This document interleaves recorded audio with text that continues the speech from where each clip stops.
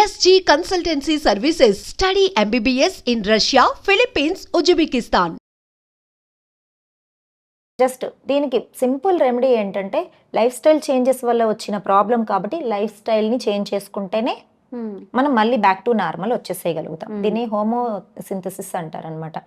మనం మళ్ళీ తిరిగి మన న్యాచురల్ జీవన శైలికి రావడం అలా చేసుకోగలిగితే దీన్ని తగ్గించుకునే అవకాశాలు చాలా చాలా ఎక్కువ. చాలా మంది స్టూడెంట్స్ అసలు మేడం 50 mg వాడుతున్నాం, 100 mg, 150, 250 mg వాడుతున్నాం అన్న వాళ్ళు కంప్లీట్గా తగ్గిపోయి మేడం ఇప్పుడు 15 mgకి వచ్చాము, 20 mgకి వచ్చాము, 25 mgకి వచ్చామన్న వాళ్ళు ఉన్నారు.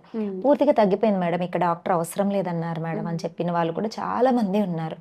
ఇది ఎలా జరుగుతుంది అంటే రెగ్యులర్ ప్రాక్టీస్. నేను ఎప్పుడు కూడా ఏదే చెప్తానంటే consistency is the main key.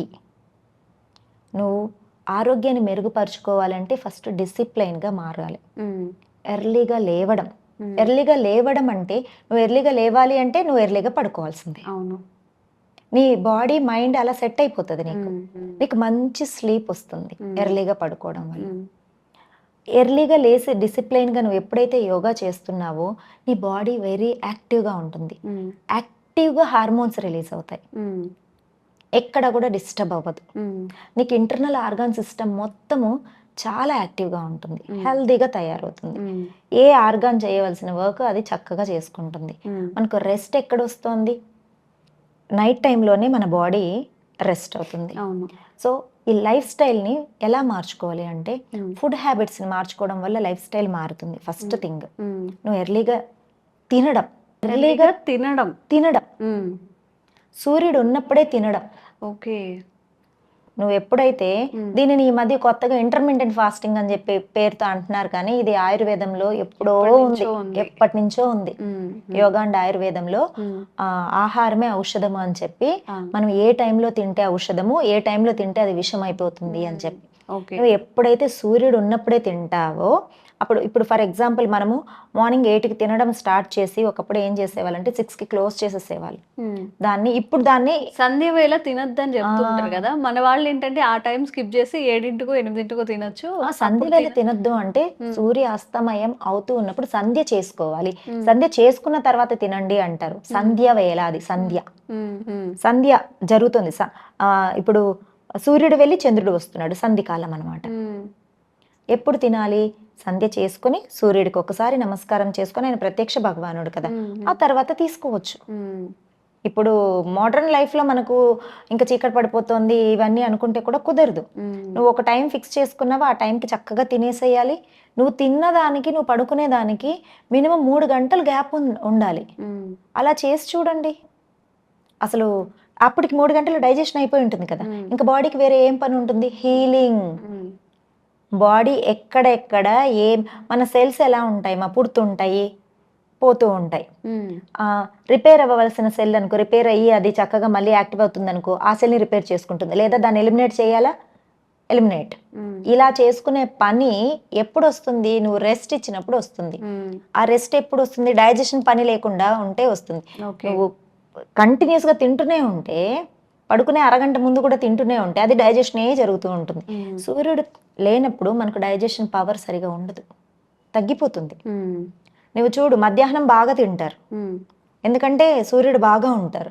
Night అంత తినలేము, మందగించిపోతుంది, తమోగుణం వచ్చేస్తుంది శరీరంలో, జఠరాగ్ని తగ్గిపోతుంది. మన జఠరాగ్ని ఎప్పుడు యాక్టివ్గా ఉంటే అప్పుడు మంచి ఫుడ్ తీసేసుకోవాలి. ఈవినింగ్ టైమ్స్లో కొంచెం లైట్ ఫుడ్ అలా తీసుకున్నారంటే డైజెషన్ ఈజీగా అవుతుంది. తర్వాత మనం రెస్టింగ్ టైంలో బాడీ హీలింగ్ ప్రాక్టీస్ అనేది జరుగుతుంది. ఏ హెల్త్ ఇష్యూస్ రాదు. హార్మోనల్ ఇంబ్యాలెన్స్కి మెయిన్ రీజన్ లేట్ నైట్స్ తినడం, బాడీకి రెస్ట్ ఇవ్వకపోవడం. ఓకే, సో మరి థైరాయిడ్ విషయానికి వస్తే, థైరాయిడ్ అనేది మన లైఫ్ స్టైల్ చేంజెస్ లేకపోతే లైఫ్ స్టైల్లో మనం చేసే మిస్టేక్స్ వల్ల వస్తుంది అంటారా? అవునమ్మా, ఖచ్చితంగా దాని వల్లనే చాలా మందికి అసలు హెరిడిటరీ లేకపోయినా కూడా రావడానికి రీజన్ అదే. ఎలాంటి హ్యాబిట్స్ మనం అవాయిడ్ చేయాల్సి ఉంటుంది థైరాయిడ్ కోసం? ఫస్ట్ థింగ్, గ్లూటెన్ ఎక్కువ ఉన్న ఫుడ్స్ అసలు తీసుకోకూడదు. మనం తీసుకునే బయట ఫుడ్ ఎక్కువగా అంటే గోధుమలకు సంబంధించిన ప్రతి దాంతో ఉంటుంది మా. రైస్ లో కూడా గ్లూటెన్ ఉంటుంది, కానీ మనము ఫుల్ బ్రౌన్ రైస్ తీసుకున్నాం అనుకోండి, అది కూడా మంచిది కాదు యాక్చువల్గా. 1 పాలిష్ అన్న చెయ్యాలి. 1 పాలిష్ రైస్ అట్లా తీసుకున్నారంటే మంచిగా ఉంటుంది. ఓకే. బయట అవుట్ సైడ్ ఫుడ్స్, సోయాకి సంబంధించిన ఫుడ్స్ కూడా థైరాయిడ్ ఉన్న వాళ్ళు తీసుకోకూడదు. సోయా హై మిల్క్ మేకర్ కూడా తీసుకోకూడదు అంటారు. అవును, తీసుకోకూడదు. తర్వాత హై మిల్క్ ఫ్యాట్ ఉన్నవి కూడా తీసుకోకూడదు. ఓకే. ఫ్యాట్ తక్కువ ఉన్న మిల్క్ ప్రొడక్ట్స్లో కూడా. కెఫెన్ ఎక్కువ ఉన్న ప్రొడక్ట్స్ ఎక్కువ తీసుకుంటే కూడా మనకు థైరాయిడ్ అటాక్ అయ్యే ప్రాబ్లం ఉంది. ఎక్కువ చాక్లెట్స్ తింటూ ఉంటారు, ఎక్కువ కెఫెన్ ఉన్న చాక్లెట్స్ తింటూ ఉంటారు, డార్క్ చాక్లెట్స్ ఇట్లాంటివి, దానివల్ల వస్తుంది. కాఫీ టీలకి బాగా అలవాటు అయిపోయి ఉంటారు చూడండి, బ్లాక్ కాఫీ అని, లైక్ కోల్డ్ కాఫీస్, ఇట్లాంటి వీటికి బాగా అడిక్ట్ అయిపోయి కూడా మనకి ఈ ప్రాబ్లం వస్తుంటుంది. కెఫెన్ని కూడా తగ్గించాలి. ఒకవేళ తీసుకోవాలా, మరి మనసుని చంపేసుకోవాల్సిన అవసరం లేదు. డేలో 1 టైం కాఫీ తాగండి, మంచిదే. కెఫెన్ కొంచెం మనకి బాడీ యాక్టివ్నెస్ ఇస్తుంది, చురుగ్గా ఉండేలాగా చూస్తుంది. ఎగ్జామ్స్కి వెళ్ళే ముందు ఒక కాఫీ తాగెళ్ళండి అంటారు. అవును, మైండ్ చురుగ్గా పనిచేస్తుంది. అది ఎప్పుడు తక్కువ తీసుకున్నప్పుడు. నువ్వు ఎక్కువ తీసుకున్నావంటే అది విషయం లాగా. కొంతమంది తాగుతూ ఉంటారు డైలీ ఒక 10 టీ ఆర్ కాఫీ తాగుతూ ఉంటారు. అంతే, ఆకలి చంపేస్తుంటారు, అన్నం తినకుండా అలాగే అవే తాగుతూ ఉంటారు.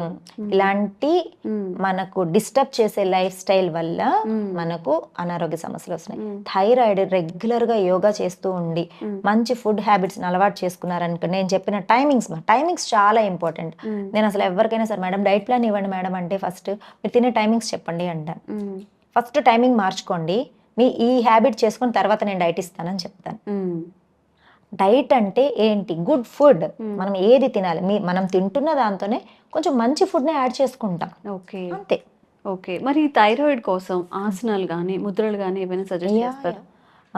ఊష్ట్రాసన, రెగ్యులర్గా ఊష్ట్రాసన. ఇప్పుడు మనకు థైరాయిడ్ ప్రాబ్లం ఎక్కడ మనకు బాగా తెలిసిపోతుంది, సీతాకోక ఆకారంలో ఇక్కడ ఉంటుంది మన థైరాయిడ్ గ్లాండ్. దీనిని ఎంత బాగా స్ట్రెచ్ చేస్తే బ్లడ్ సర్క్యులేషన్ అంత బాగా జరుగుతుంది, హార్మోన్ స్టిమ్యులేషన్ అనేది అంత బాగా జరుగుతుంది. బాగా పైకి నెక్ స్ట్రెచ్ చేసే ఆసనాలు ఉంటాయి, క్యామిల్ పోజ్ అంటారు, ఊష్ట్రాసన, చాలా చాలా మంచిది. తర్వాత ఇలా ముందుకి స్ట్రెచ్ చేసి ముందుకి స్ట్రెస్ చేసే ఆసనాలు ఉంటాయి అన్నమాట, సర్వాంగాసన. మళ్ళీ వెనక్కి స్ట్రెచ్ చేసే ఆసనాలు, మత్స్యాసన. ఒకటి ముందుకు చేయాలి, ఒకటి వెనక్కి చేయాలి. నెక్ని బాగా స్ట్రెచ్ చేస్తారు, బాగా ముందుకి ప్రెషర్ ఇస్తారు. ఇలాంటి ఆసనాలు చేసినప్పుడు థైరాయిడ్ గ్లాండ్ అనేది చాలా చాలా బాగా యాక్టివేట్ అవుతుంది.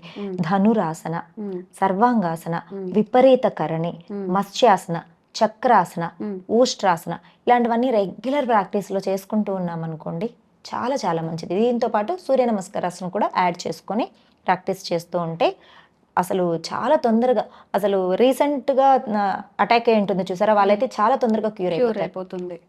దానివల్ల వచ్చే సైడ్ ఎఫెక్ట్స్ అన్ని కూడా తగ్గిపోతాయి. ఓవర్ వెయిట్ పెరగడం, మరి లెథర్జిక్ గా ఉండడం, ఇలాంటివన్నీ కూడా తగ్గుతాయి. అండ్ థైరాయిడ్ కోసం ముద్రలు కూడా ముద్రలు కూడా ఉంటాయి. మనకు మన నెక్ ని చూడంగానే చాలా మంది అందంగా ఉందనుకో ఏమంటారు, శంఖం లాంటి మెడ ఉంది అని అంటారు కదా. సో ఆ శంఖం లాంటి మెడ కోసము శంఖముద్ర అని మనము ప్రాక్టీస్ చేయాలి. చూడండి, శంఖముద్ర ఎలా చేయాలి చూపిస్తాను. లెఫ్ట్ పామ్ లో రైట్ థంబ్ ఉంచుకోవాలి, ఈ రైట్ థంబ్ని క్లోజ్ చేయాలి ఇలా. ఈ రైట్ 4 ఫింగర్స్ ని లెఫ్ట్ థంబ్కి టచ్ చేస్తాం. ఒకసారి లోపలికి చూసుకో ఎలా ఉంది, శంఖం లాగే ఉంటుంది. ఇలా ఈ శంఖ ముద్రని చక్కగా రిలాక్సింగ్ గా ఇలా ఒళ్ళో పెట్టుకోవచ్చు, హృదయ స్థానంలో ఉంచుకోవచ్చు. సో శంఖ ముద్ర అంట థైరాయిడ్ కోసం. ఓకే.